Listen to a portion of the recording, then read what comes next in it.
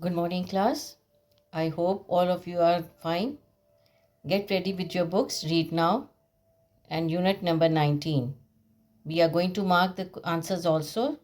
The questions are on page 115. We will use the selective questions, so you have to be ready with your pencils. The title of the story is The Two Brothers. This is your answer number 1. What is the title of the story?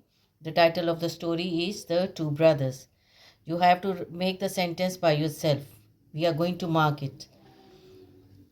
Okay, I'm going to read it. Hold your pencils in your hands. We are going to mark further answers in the lesson. Once upon a time, there lived two brothers who, when they were children, were always together. They grew to be a handsome young man, and at last, the time came when they had to go apart and make their own ways in life. It means they have to go out to find out their aim of life, what they want to become in futures. They are grown up now and they were separated. One day, the elder brother said to the younger, choose what you wish to do in life and may God bless your choice. Give him the options to choose or to select what he wants to become. Now he's a grown up man. He said, I am going to King's palace. Nothing will please me but to serve him and my country. He wanted to serve his king and to serve his country. Good fortune and blessing go with you, replied the younger brother. He was satisfied with his option, with what he wanted to become. I too should be like to serve my king and my country, but I am not so clever and scholar as you. Because the elder brother was educated and the younger brother was not. He said, I am not as clever as you, but I also wanted to serve my country, but I will serve my country in a different manner because he was not scholar or educated like him.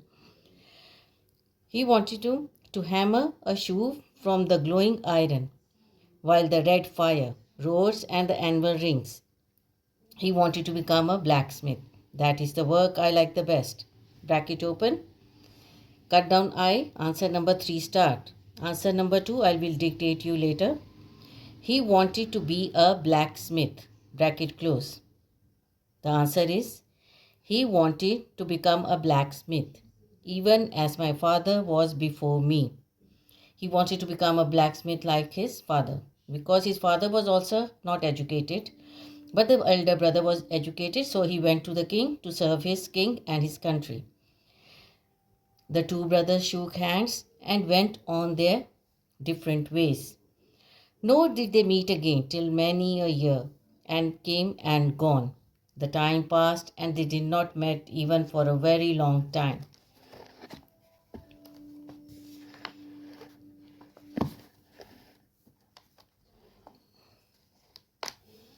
The elder brother, as he said he would, went to serve at the palace, and in time he won great fame and became a trusted friend of the king. He became very loyal to his king, and king was also very happy with the elder brother. Bracket open. The answer number 4 starts. The younger brother built a lovely little cottage with a blacksmith shop by the side of the road. Bracket close. Answer number 4 finishes. It means what the work he selected, he became a very famous, very popular blacksmith.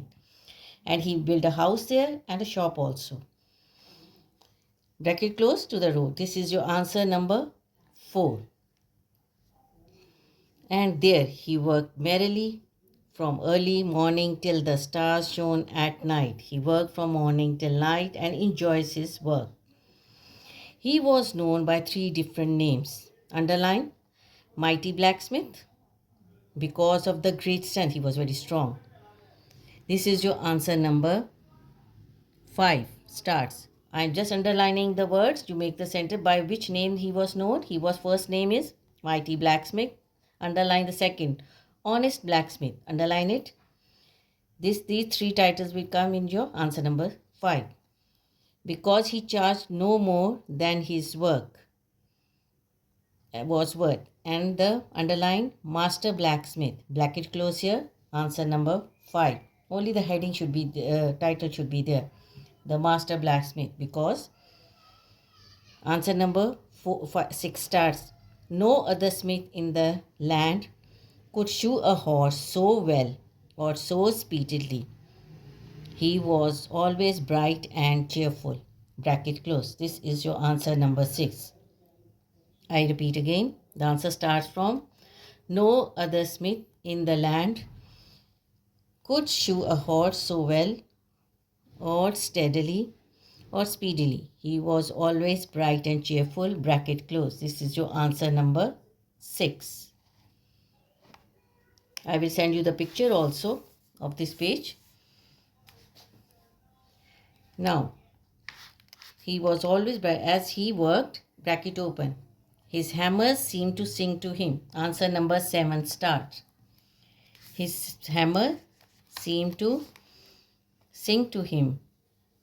Clink, clang, cling. Clink, clang, cling. He who works his very best is fit to serve the king. Bracket close. This is your answer number 7. One sad news came to the king that ruler of another kingdom was getting ready to fight against him and his people. There was a great excitement in the land, and the king was very worried because one of the king going to attack their country. Although this king was very kind and very loving and very peaceful, he doesn't want to fight. But that king was coming to fight with him.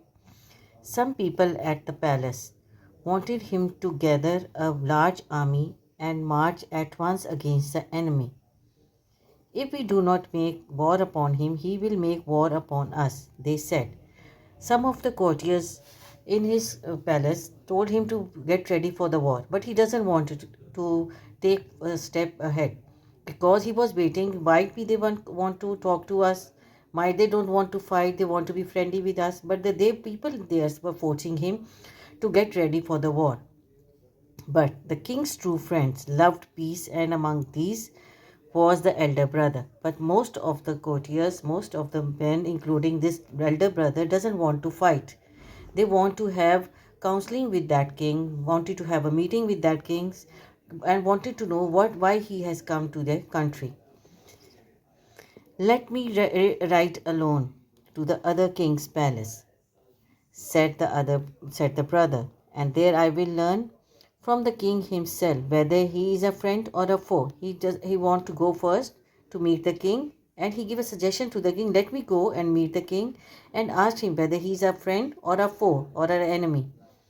I do not believe most of the stories that are going about, and it is much easier to begin a fight that to end one. He doesn't like it is easy to fight, but to be friendly, it is possibility is there. So he wanted to meet the king to be friends and not to fight and destroy their country and their people also. The king was pleased with the elder brother and said, go as soon as you are ready, but remember that if you do not return to the peal of the bells at noon, the day before Christmas, then those who want war shall have their way. The king was pleased with his suggestion. He said, go ahead, meet the king, but you have to come before Christmas till 12 noon. If he doesn't come in time, then he will get ready for the war, as the other people are saying, and forcing him to fight. Off went on his brother on his long journey. When he arrived, he found that the stories had been false, and the ruler gave him a message of goodwill and to take back to his king. And he was right that the king doesn't came there to fight. He want to be friendly with them and have good terms with the king, his king. So he sent him the message of goodwill and tell him to go back to his king as soon as possible. Then came the worst blow. The brave horse that had done so well lost a shoe. The rider bowed his head upon the saddle and wept, for he did not know where to go for help. Suddenly he heard a distant sound. There was sweeter than the music to his ears. Clink, clang, clink, clink, clang, clink. It was a sound of that blacksmith, who was actually his younger brother. He shouted joyfully and cried. Only a blacksmith plays that tune. On He hurried, and it was not long before he reached the smithy. Very soon he reached the smith so he can mend the shoe of the horse. Smith, Smith, if you love your country, shoe my horse as quickly as you can, cried the horseman. As we know that he did not recognize his brother, and he asked him to mend the shoe of the horse. Certainly, sir, replied the smith. I'll take only a few minutes. The smith rushed to his fire and set to work. Soon the horse was shod and ready for the road again. Thank you, Smith. You have served your king well this day. What I owe you, do I owe you? You owe me nothing, said the smith. To serve my king and country is pay enough for me. He doesn't want anything returned. He said, I'm also serving my country and my king. So you go ahead and reach your target as soon as possible.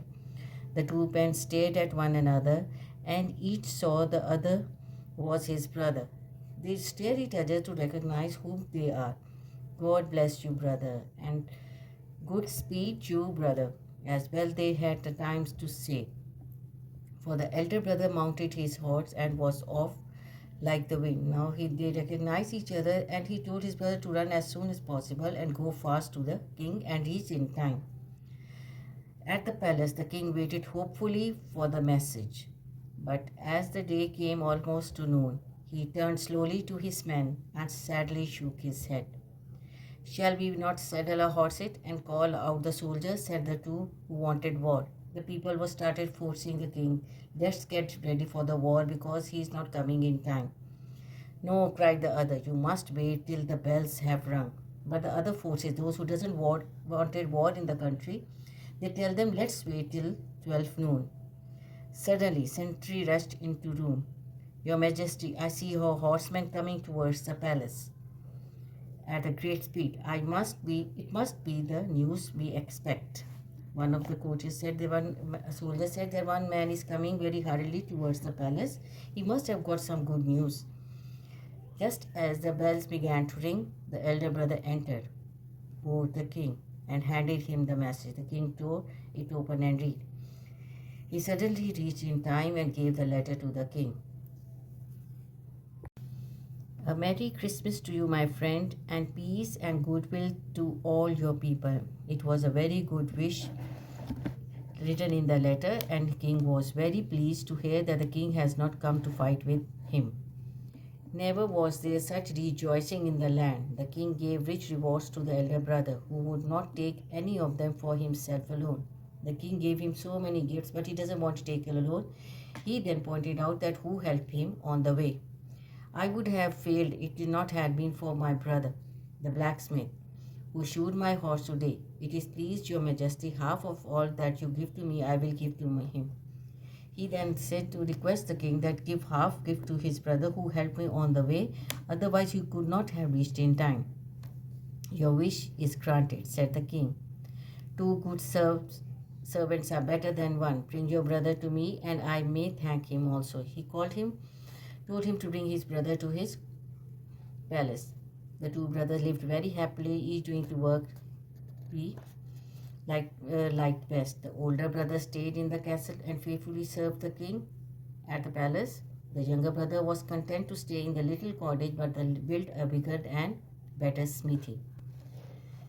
Mid pleasure of palace, though may you roam, but it ever be humble. There's no place like home. Take out your page 115. We have to write answer number 2 here on the top. Then you can start writing your question answers this unit on your A copy. And these questions are important for your paper. Write your answer number 2. He wanted to serve his country. Right there. He wanted to serve his country. The question is, what did the brother want to be? He wanted to serve his country. Now you got 7 question answers to do on your A copy. Rest of the board work we will do next time, of the previous lesson also and this lesson also together. On a book work will be done next time, inshallah. And there will be another question to be done on the A copy. I will send the picture and that you will write on a copy also. Okay, Allah Hafiz. Start doing your work, and then you can ask any question or any problem and send your work within 20 minutes. First watch the video and then send me on my personal number your copy work. Okay, Allah Hafiz.